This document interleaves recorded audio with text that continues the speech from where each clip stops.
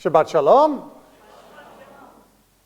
So this parting of the sea business, I don't know, it seems a little incongruous with everything else that we've seen and will see in the Torah. I mean, if I were to say, what are the biggest miracles in the Torah or Tanakh, probably the parting of the sea would be near the top. What would come in as number 2? Slaying of the firstborn, that was pretty kind of spectacular in the middle of the night, in the dark, no one could see, just a bunch of people ended up dead. I mean, it's monumental, it's consequential, but it's not exactly flashy, right? It's not exactly Cecil B. DeMille style.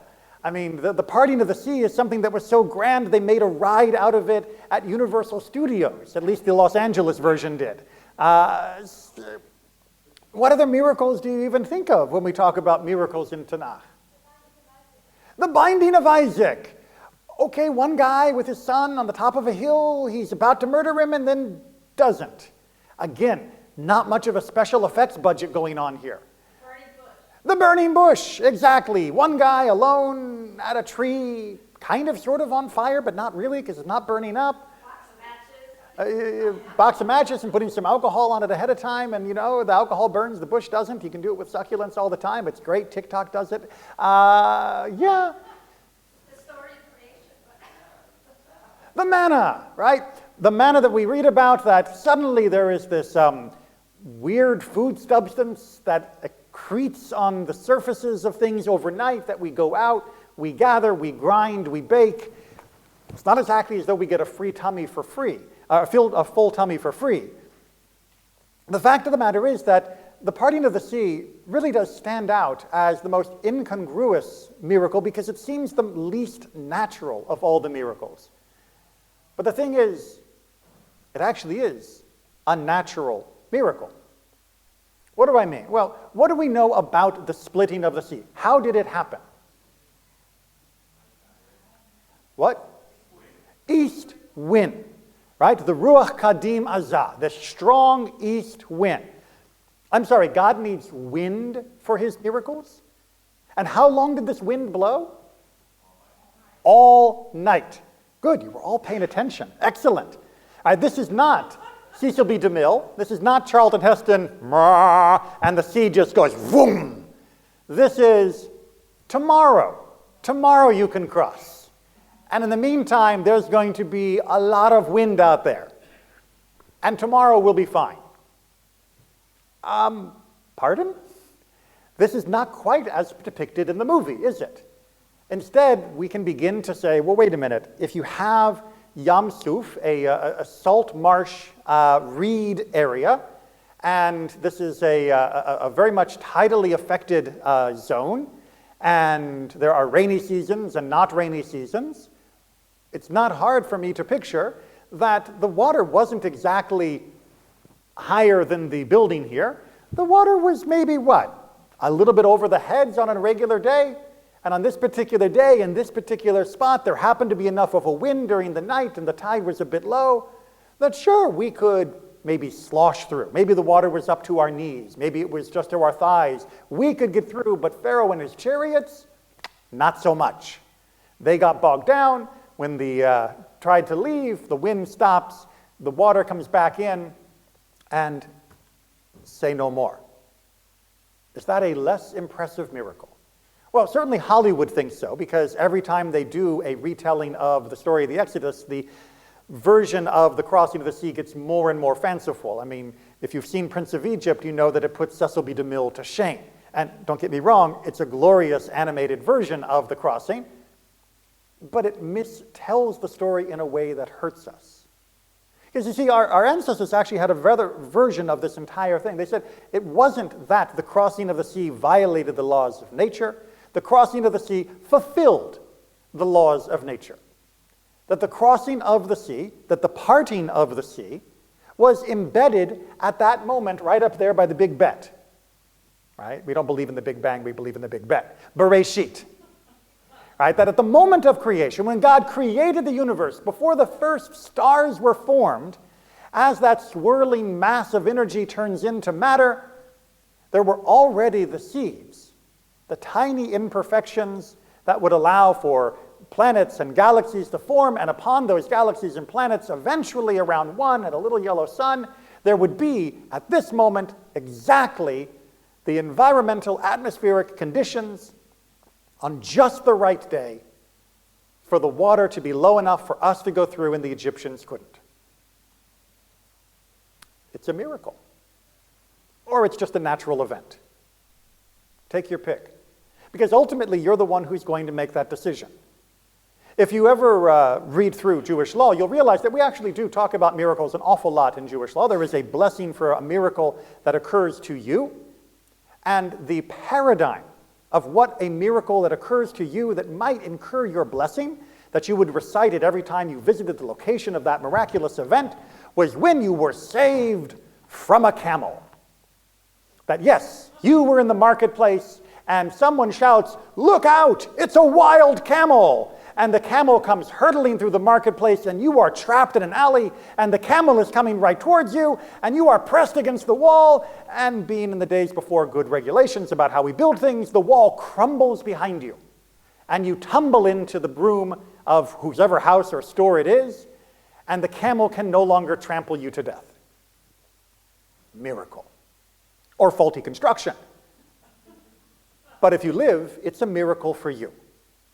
If you live, it's a miracle for you. And you would say a blessing. Every time you happen to be that alley looking out for camels, you would say that blessing when you reach that moment and thank God for the miracle of a wall crumbling behind me, allowing me to be spared.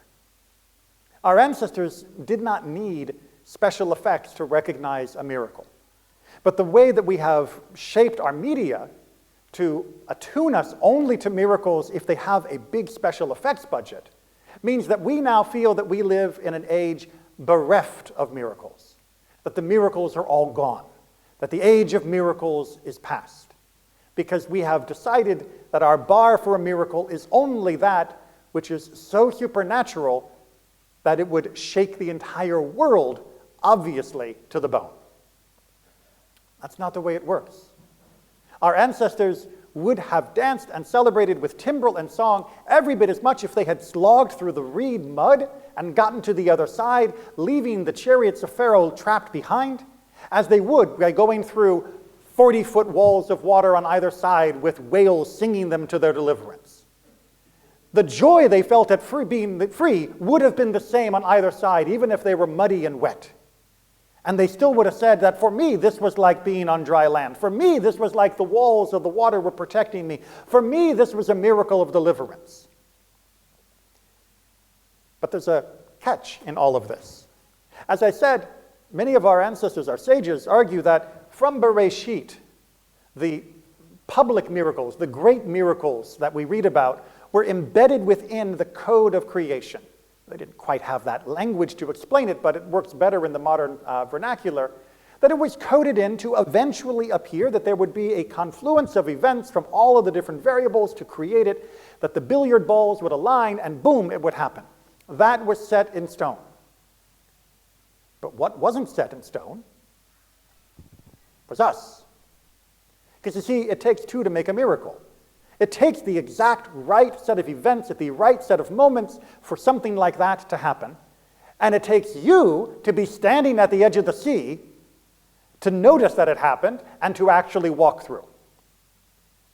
Because the audacious idea of our ancestors was that the miracle of the parting of the sea, that is to say the actual parting, there being a path through a sea where no path should normally occur, would have happened whether the Israelites were standing there or not.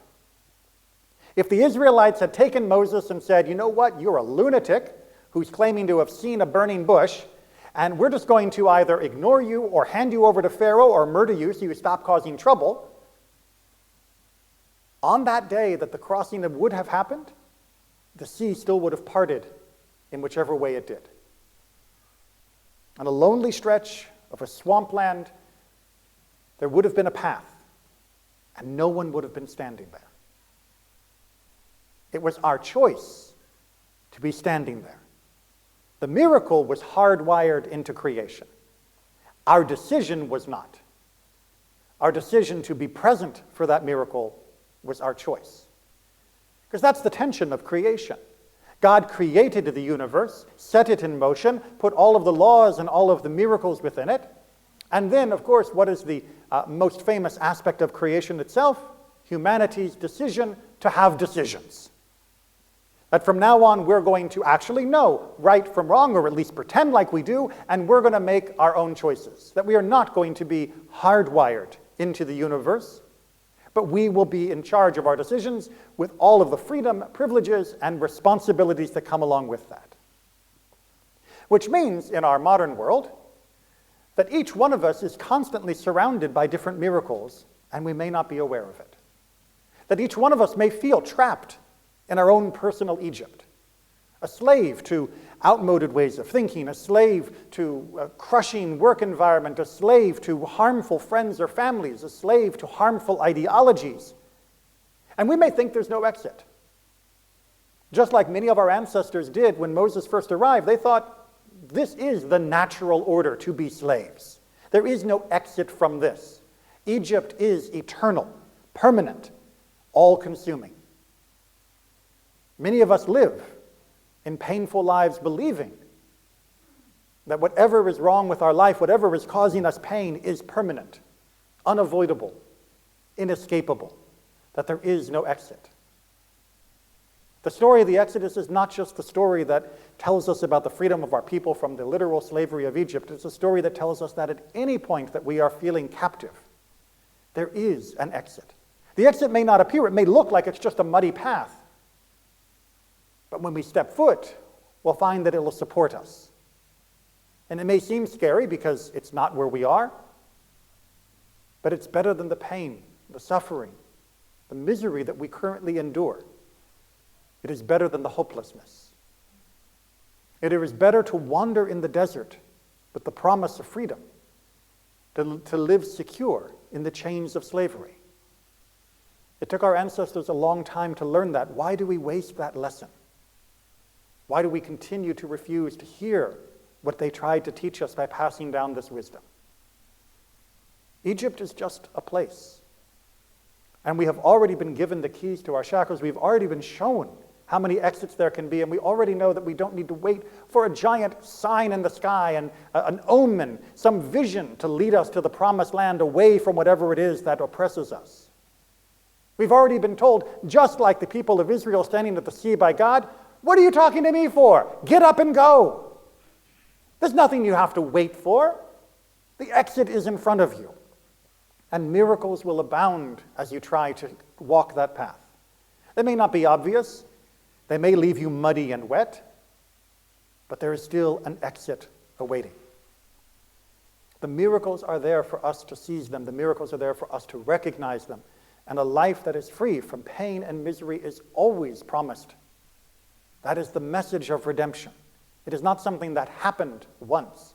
It is something that happens continually if we're willing to walk into those waves. Shabbat Shalom.